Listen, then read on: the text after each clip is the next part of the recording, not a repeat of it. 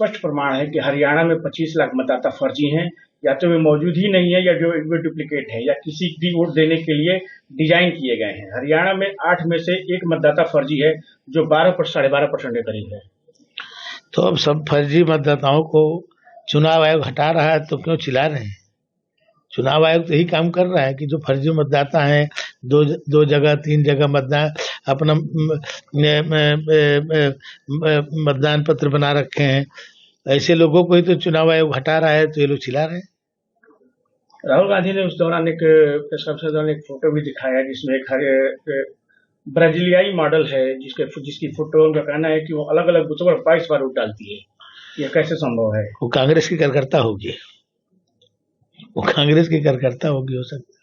नहीं, उन्होंने चुनाव आयोग पर किया है कि इसका मतलब है कि यह एक केंद्रीकृत ऑपरेशन है। नहीं, उनको पता है 22 जगह वोट मार रही, तो सामान्य आदमी थोड़ी जान पाएगा।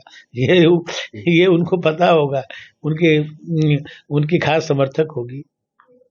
राहुल गांधी ने कहा कि हम भारत के लोगों के सामने स्पष्ट कह रहे हैं कि क्या हुआ है। हम भारत के लोगों को बता रहे हैं कि प्रधानमंत्री और गृह मंत्री वैध रूप से सरकार में नहीं है। हरियाणा के मुख्यमंत्री वैध रूप से सरकार में नहीं है, सरकार चुरा ली गई है। अब हो सकता है इसका एक्सपीरियंस उनके पास हो, क्योंकि लंबे समय तक जो है कांग्रेस देश पर शासन सत्ता संभाली है, तो कैसे चुराया जाता है ये बात उन्हीं को पता होगा। अखिलेश यादव का एक बयान आया है गप्पू और चप्पू का। उन्होंने कहा है कि बिहार में भाजपा के पास बड़े गप्पू और उनके चप्पू हैं, हमें बिहार को गप्पू और चप्पू से बचाना है। उत्तर प्रदेश को तो बचा नहीं पाए, जब से जो है मुख्यमंत्री विरासत में उनको प्राप्त हुआ, माननीय नेताजी मुलायम सिंह जी ने उनको मुख्यमंत्री पद उनको पशुभूषित बैठा दिया, उसके बाद वो लगातार हार रहे हैं। 14 में खुद मुख्यमंत्री थे और उनके पैरों तले जमीन खिसक गई, पता नहीं चला उनको।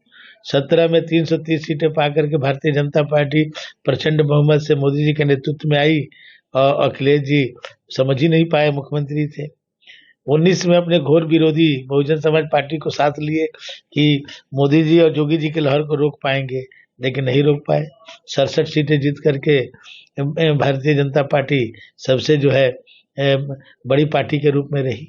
2022 में 400 सीट पाने का सपना देख रहे थे, प्रदेश की जनता ने उनको बता दिया।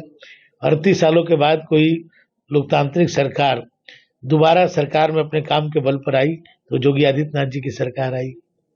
24 में मैं कह सकता हूं कि एक बार इन लोगों ने भ्रम फैलाने की कोशिश की, झूठ बोला कि मोदी जी 400 सीट पाएंगे तो संविधान बदल देंगे, आरक्षण खत्म कर देंगे। ऐसा झूठ बोल करके एक बार थोड़ी सफलता इनको मिल गई, तो काट की हांडी बार बार नहीं चढ़ती है। उसके बाद 3 चुनाव हुए।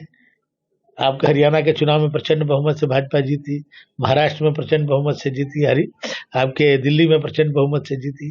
तो देश की जनता जानती है कि सच कौन बोल रहा है, झूठ कौन बोल रहा है। कल बिहार के प्रथम चरण में मतदान होने जा रहा है। 18 जिलों की 122 विधानसभा सीटों पर मतदान होगी, क्या कहेंगे? 80 से ज्यादा सीटें जो एनडीए गठबंधन जीतेगी।